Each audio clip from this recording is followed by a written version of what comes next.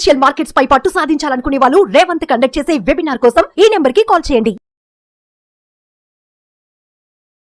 నమస్తే, welcome to Suman TV. నేను విష్ణు. ప్రస్తుతంతో పాటు మార్కెట్ అనలిస్ట్ మాలెంపాటి ప్రభు గారు ఉన్నారు. వారితో మాట్లాడదాం.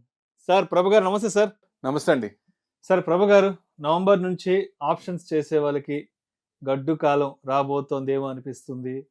నవంబర్ నుంచి ఆప్షన్స్ కి సంబంధించి సెబీ రకరకాల డెవలప్మెంట్స్ ని, రకరకాల ఫ్రేమ్ వర్క్స్ ని లైమ్ లైట్ లోకి తీసుకురాబోతుంది. ఏంటి అసలు నవంబర్ నుంచి ఆప్షన్స్ కి ఏం జరగబోతోంది? ఎవరైతే ఆప్షన్స్ చేస్తున్నారో వారు తప్పనిసరిగా ఇప్పటి నుంచే ఎటువంటి విషయాలను తెలుసుకోవాలి అంటారు? ఇది సెబీ రిపోర్ట్ అండి. 2 times రిపోర్ట్ ఇచ్చింది. ఫస్ట్ టైం ఏమో 90% people are losing money in options అంది. 5-6% బ్యాలెన్స్ అవుతారు. వచ్చిన దానికి ట్యాక్స్లతో సరిపోద్దని. బ్యాలెన్స్ వాళ్ళు ఇక మొత్తానికి ప్రాఫిట్ లో ఉంటారని.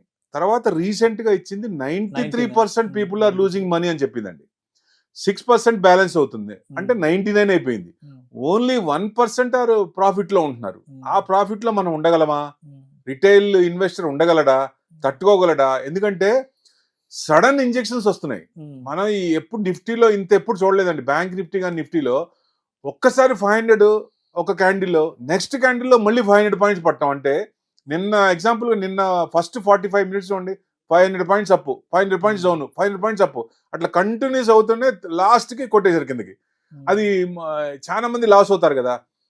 ఆప్షన్స్ లో జనరల్ గా పీపుల్ ఆర్ లూజింగ్ మనీ. దయచేసి ఆప్షన్స్ ఓ రకంగా టచ్ చేయకపోతేనే బెస్ట్ ఏమో అనిపిస్తుంది. ఎప్పుడన్నా ఒకసారి చేయొచ్చు, లేదు నేను చెయ్యాలి అనుకున్నప్పుడు ఆప్షన్ సెల్లింగ్ లో బెస్ట్ అండి. ఎందుకంటే టైం వాల్యూ డికే అవుతుంది కాబట్టి, ఫార్వర్డ్ మంత్ కొట్టేసి ప్రీమియం ఉంటుంది కాబట్టి ఆ ప్రీమియం వర్కౌట్ అవుతుంది కాబట్టి టైం డికే అవుతుంది. సో అక్కడ 2% 3% వస్తుంది. ఆప్షన్ సెల్లింగ్ మంచిది అనుకున్నాం. కానీ నవంబర్ నుంచి బ్యాంక్ నిఫ్టీ ఏమో 13th వీక్లీ ఆప్షన్స్ బ్యాన్ చేస్తారు. మంత్లీ ఉంటది. మిడ్ క్యాప్ నిఫ్టీ ఏమో 18th నుంచి బ్యాన్ చేస్తారు. మంత్లీ ఉంటది. ఫిన్ నిఫ్టీ 19th నుంచి వీక్లీ ఆప్షన్స్ ఆపేస్తారు. మంత్లీ ఉంటది. ఇప్పుడు మంత్లీ దాంట్లో టర్న్ ఓవర్ పెరుగుతుంది కదా. ఇక్కడ చేసే వాళ్ళందరూ దానికి వెళ్తారు. ఇక్కడ లాస్ అయ్యే వాళ్ళు అక్కడికి వెళ్తారు కదా. అట్లా ఆప్షన్స్ లో ఎక్కువ మంది పోగొట్టుకుంటున్నారు కాబట్టి ఇప్పుడు వద్దు దాన్ని టచ్. ఎందుకంటే హార్డ్ ఎర్న్ మనీ ఎందుకు పోగొట్టుకోవాలా?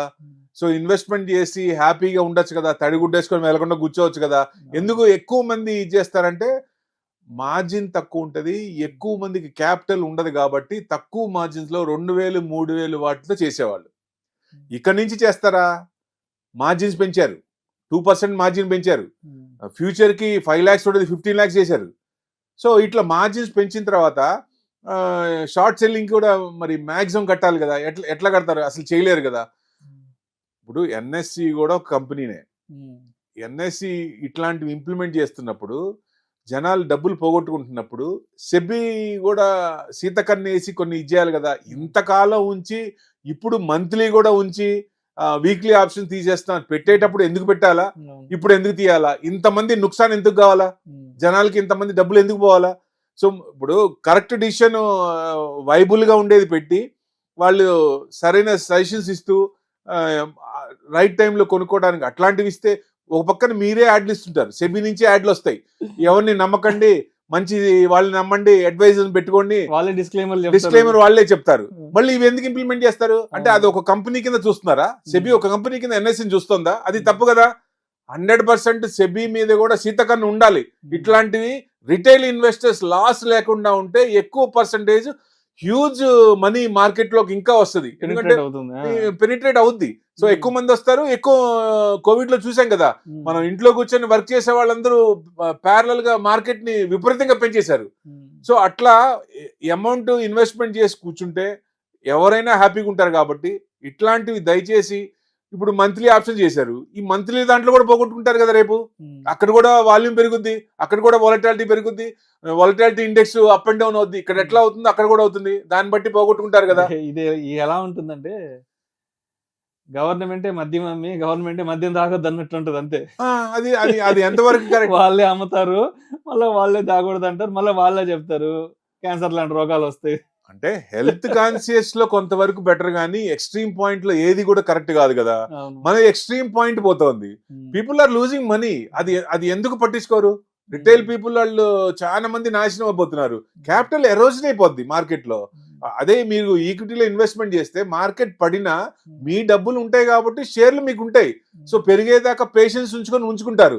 అదే ఇది పేషెన్స్ లేదో ఏమి లేదు, ఉన్న కొద్ది పోతేనే ఎరోజన్ అయిపోతా ఉంటది మార్కెట్. ఆ టైం డికే దగ్గర పడ్డ కొద్దీ అది క్యాపిటల్ ఎరోజన్ అయిపోతా ఉంటది. అప్పుడు చివరికి వచ్చేసరికి జీరో అయిపోద్ది. అంటే ఇంకొక లేటెస్ట్ రిపోర్ట్ ఏంటంటే ఆంధ్ర తెలంగాణలోనే ఎక్కువ మళ్ళీ ఎఫ్&ఓ లాస్ అంటే మళ్ళీ తెలంగాణ టాప్ అంటే మళ్ళీ తెలంగాణలో కూడా Hyderabad people are losing more money అని మోర్ చెప్పింది. మనీ. దయచేసి హైదరాబాద్ పీపుల్ కూడా ఇది రిక్వెస్ట్, ఎందుకు ఆప్షన్ చేయాలా? హ్యాపీగా ఇన్వెస్ట్మెంట్ చేయొచ్చు కదా. ఇప్పుడు వాళ్ళే పెట్టారు, వాళ్ళే డీప్ ప్రమోట్ చేస్తున్నారు. ఇప్పుడు మనం ఎందుకు చేయాలా? మార్జిన్స్ పెంచారు. ఇప్పుడు మార్జిన్స్ పెంచినప్పుడు సెల్లర్ కూడా 2% 3% వర్కౌట్ అవుతున్నప్పుడు ఈ మార్జిన్స్ పెంచినప్పుడు బ్యాలెన్స్ ఎట్లా అవుద్ది? అవ్వదు కదా. ఎందుకు అలాంటప్పుడు మార్జిన్స్ ఎందుకు చేయాలా? దయచేసి హంబుల్ రిక్వెస్ట్ ఏంటంటే ఇన్వెస్ట్మెంట్ రండి, మార్కెట్ పెరుగుద్ది, కంట్రీ డెవలప్ అవుద్ది, హ్యాపీగా అందరు హ్యాపీగా ఉంటారు. అప్పుడు డెఫినెట్ గా ఎక్కువ ఎఫ్ఐసి ఇన్వెస్ట్మెంట్స్ కూడా ఎక్కువ లోపలికి వచ్చే అవకాశాలు ఎక్కువ ఉంటాయి. Right. Thank you sir. Thank you so much Prabhu garu. Thank you sir. November నుంచి ఆప్షన్స్ ట్రేడింగ్ కి సంబంధించి సెబీ తీసుకొస్తున్న నూతన మార్గదర్శకాల గురించి చాలా చక్కగా తెలియజేశారు. Thank you so much sir. నమస్తే.